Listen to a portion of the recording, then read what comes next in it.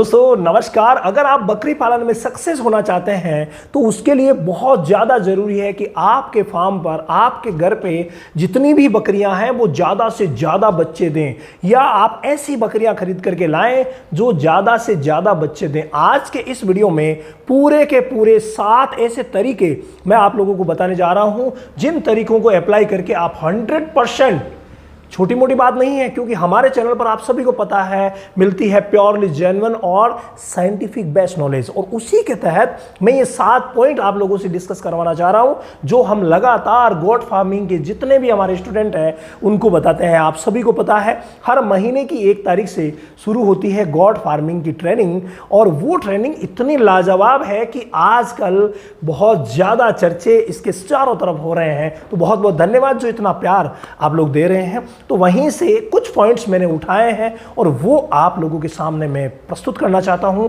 और आप इनको इस्तेमाल करके अपने फार्म पर जो बकरियां हैं उनमें बच्चे, ज़्यादा से ज़्यादा बच्चे प्राप्त कर सकते हैं, और वो बच्चे हेल्दी भी होंगे। इसके अलावा आपके फार्म की ग्रोथ जो है वो 100% सुनिश्चित करेंगे। पहला पॉइंट क्या है? वो पहला पॉइंट यह है कि जिस बकरी को आप ज़्यादा बच्चे प्राप्त करना चाहते हैं या बकरी खरीदना चाहते हैं तो पहली चीज़ देखिए उसकी नस्ल क्या है। हर बकरी की हर नस्ल के बारे में आपको पता होना चाहिए। कौन सी बकरी क्रॉस ब्रीड है, कौन सी प्योर ब्रीड है, और कौन सी प्योर ब्रीड ऐसी है जो ज़्यादा से ज़्यादा बच्चे देगी। अगर आपने कोई ऐसी नस्ल चुनी है, हालांकि नस्लों के बारे में मैं आपको बिल्कुल अलग से जानकारी दूंगा, लेकिन अगर आपने कोई ऐसी नस्ल चुन ली जो कि एक पर बच्चा देने का जो परसेंटेज है 1 वो तो ज़्यादा है, और 2 या 3 बच्चे देने का परसेंटेज, 2 बच्चे देने का परसेंटेज मान लीजिए 30 आ गया, और 3 बच्चे देने का परसेंटेज मात्र 5% है, तो वहाँ पर कोई चांसेस नहीं है कि आपकी बकरी 3 बच्चे देगी। लेकिन अगर आपने नस्ल का अच्छा चुनाव किया है, नस्ल चुनने की नहीं, ये नस्ल जो है वो इसका परसेंटेज 3 बच्चे देने का परसेंटेज 30-40 है, तो मैं इसको ले लूँ, और वाकई आप ग्रो करेंगे। लेकिन इससे पहले आप अपने इन्वायरमेंट को देख लीजिए, क्या वो आपके इन्वायरमेंट में सेट हो जाएगी क्या? अगर हो रही है तो बल्ले बल्ले, यानी कि हो गई अच्छी शुरुआत, तो वहां से शुरुआत कर लीजिए। सेकंड जो पॉइंट है वो आपने नस्ल तो अच्छी चुनाव कर ली, लेकिन उस नस्ल की जिस बकरी को आपने चुना है, उस नस्ल की जिस बकरी को आपने माता बनाने के लिए चुना है, क्या उसके माता पिता भी ऐसे थे 3 बच्चे पैदा करने वाले? क्या वो अपने 2 भाई या बहनों के साथ पैदा हुई है क्या? ये बहुत ज़्यादा इंपॉर्टेंट चीज़ है।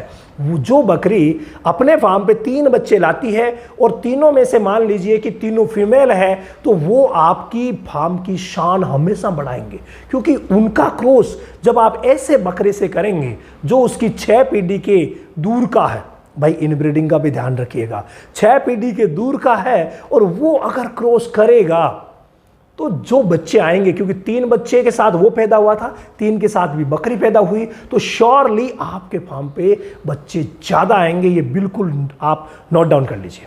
इसके अलावा बकरे की बात जो मैंने इसी में जोड़ दी, तीसरा नंबर का पॉइंट बकरे का ही था कि जो भी आप ब्रीडर ला रहे हैं वो ब्रीडर ऐसा होना चाहिए जो 2 या 3 बच्चों के साथ पैदा हो।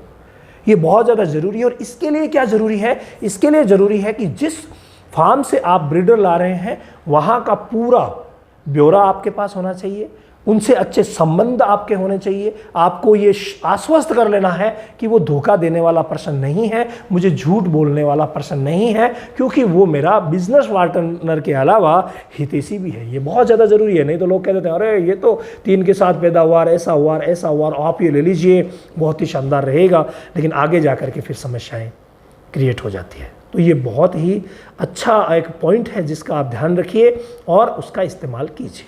इसके अलावा अगला जो पॉइंट अगर मैं डिस्कस करूं तो वो है फ्रेंड, क्रॉस करवाने का जो समय है वो भी इसमें बहुत ज़्यादा इम्पोर्टेंट है। ये हमने देखा है कि जिस बकरी को हीट में आने के 12 घंटे बाद क्रॉस करवाया जाता है वहाँ पर ज़्यादा बच्चे आने की संभावनाएं ज़्यादा रहती है। क्यों? ज़्यादा बच्चे कब आएंगे?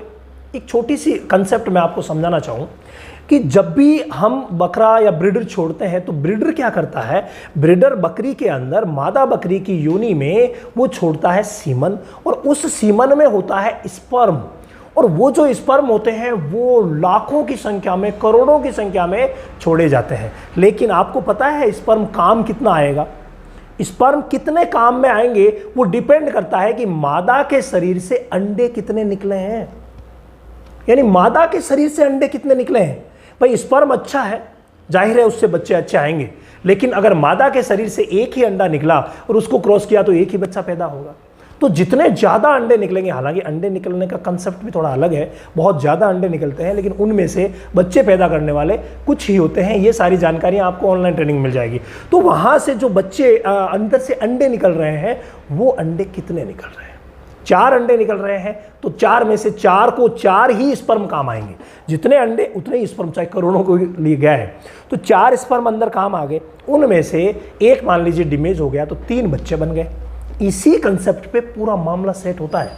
तो यहां पर क्रॉस करवाने का जो समय, यानी जिस समय ओव्यूलेशन की संभावना ज़्यादा रहेगी, वो रहेगा 12 घंटे बाद। तो आप प्रयास कीजिए कि उस समय क्रॉस करवाएं। हालांकि 12 से आगे का जो समय है वो भी अच्छा रहता है, अगले जो 12 घंटे, क्योंकि उस समय स्पर्म भी जीवित रहेगा हमारा जो है, और अंदर से ओव्यूम भी जीवित रहेगा। तो ज़्यादा से ज़्यादा संख्या में उनका जो क्रॉस है वो होना चाहिए, जाइगोट बनने चाहिए। हो गई बात। इसके बाद अगर मैं चौथी बात करूं तो वो है फ्रेंड, चिर परिचित बात, कि आप उसको प्रॉपर मल्टीविटामिन दीजिए, प्रॉपर मल्टी मिनरल दीजिए। आपको पता है ओव्यूलेशन होने के लिए किन चीज़ों की ज़रूरत है? ओवेरी को ग्रोथ करने की ज़रूरत है। ओवेरी कब ग्रोथ करेगी? जब आप उसको अच्छा मल्टीविटामिन मल्टी मिनरल देंगे। एक भी पीछे मत छोड़िए। कई बार क्रोमियम की कमी हो गई और ओव्यूलेशन कम हो गया, जिंक की हो गई ओव्यूलेशन कम हो गया, कॉपर कोबाल्ट सेलेनियम की हो गई ओव्यूलेशन कम हो गया, विटामिन ई कम हो गया, विटामिन ए कम हो गया। ये बहुत ही बड़ी बात है जिसको अक्सर पशुपालक भाई समझ नहीं पाते हैं। इसीलिए हमने एक ऐसा फॉर्मूला चुना। हालांकि वो फॉर्मूला जो है हमने जब से इस्तेमाल करना शुरू किया, हमारी तो बल्ले बल्ले हो गई। अब आपकी हुई है नहीं हुई है वो एक अलग मैटर है। और वो फॉर्मूला है मिल्को फीड प्लेटिनम के रूप में।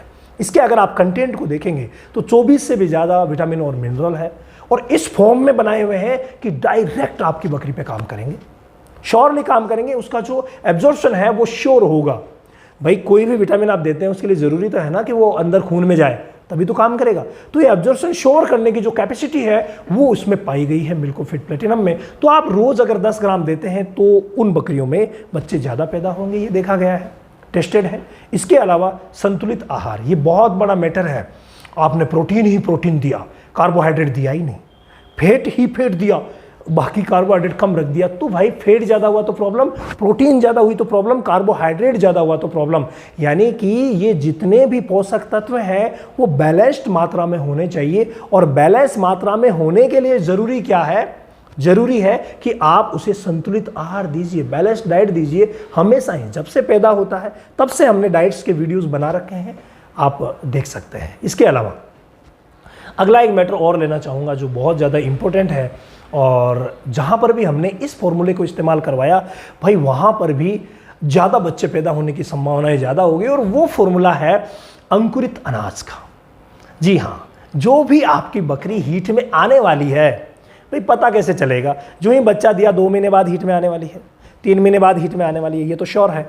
तो आप बच्चा देने के 2 महीने बाद से ही, या कोई फर्स्ट टाइमर है वो 1 साल की हो गई है। और हाँ, एक बात और छोटी सी बात, जो क्रॉस करवाने का जो समय था उससे एक छोटी सी बात पीछे रह गई, वो ये है कि आप उसकी उम्र को भी सही होने दें। अगर बड़ी नस्ल है तो वो कम से कम 15 महीने की होनी चाहिए। छोटी नस्ल अगर है तो कम से कम 12 महीने की होनी चाहिए। जो फर्स्ट टाइम आप क्रॉस करवाते हैं वो भी बहुत इंपॉर्टेंट भूमिका निभाता है इसके अंदर, क्योंकि यूट्रस का जो विकास है वो प्रॉपर होगा तो भाई आपका काम आसान होगा। तो इसके लिए ज़रूरी है कि आप पहले से तैयार रहिए। ये बोनस टिप आपको मिल गया कि 12 महीने से ऊपर स्मॉल ब्रीड, हालांकि 10 महीने से भी हो जाती है कई, लेकिन अच्छा रहेगा अगर 12 महीने से हो।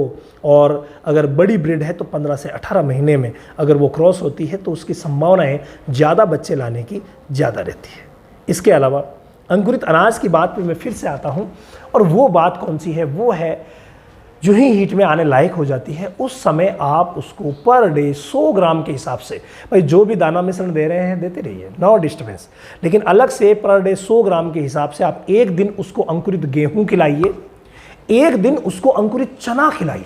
चना और गेहूं हमने देखे हैं गजब का वर्क करते हैं। अंकुरित कैसे करेंगे ये भी मैंने बता रखा है, फिर भी बता देता हूं, अभी बिल्कुल फुर्सत में हूं। और वो ये है कि आप पहले दिन गेहूं को भिगोइए पानी में, दूसरे दिन उसे बाहर निकालिए, कितनी बकरियां हैं उस क्वांटिटी में भिगो दीजिएगा, पर बकरी 100 ग्राम। तो आपने दूसरे दिन बाहर निकाला और बाहर निकाल करके और उसे आप एक कपड़े में बांध देंगे, पानी के छींटे लगा देंगे, तो तीसरे दिन वो अंकुरित हो जाएगा। दूसरे दिन जब आपने गेहूं को निकाला तो फ्रेश पानी भर करके उसमें चना डाल दीजिए और यही प्रक्रिया चने के साथ कीजिए। एक दिन आपको 100 ग्राम गेहूं मिल जाएंगे, दूसरे दिन आपको 100 ग्राम चना मिल जाएगा। कंटिन्यूसली अपनी बकरी को मगज करके खिलाते रहिए। बकरियां चाव से खाती है, अगर नहीं खाती तो थोड़ा गुड़ का पानी मिला दीजिएगा, थोड़ा सा काला नमक टेस्टी करने के लिए मिला दीजिएगा, फिर देखिए कमाल। ज़्यादा से ज़्यादा बच्चे लाने के ये जो 7-8 फॉर्मूले मैंने बताए हैं, अगर आपने अपने फार्म पर इस्तेमाल कर लिए तो ग्रोथ श्योर है।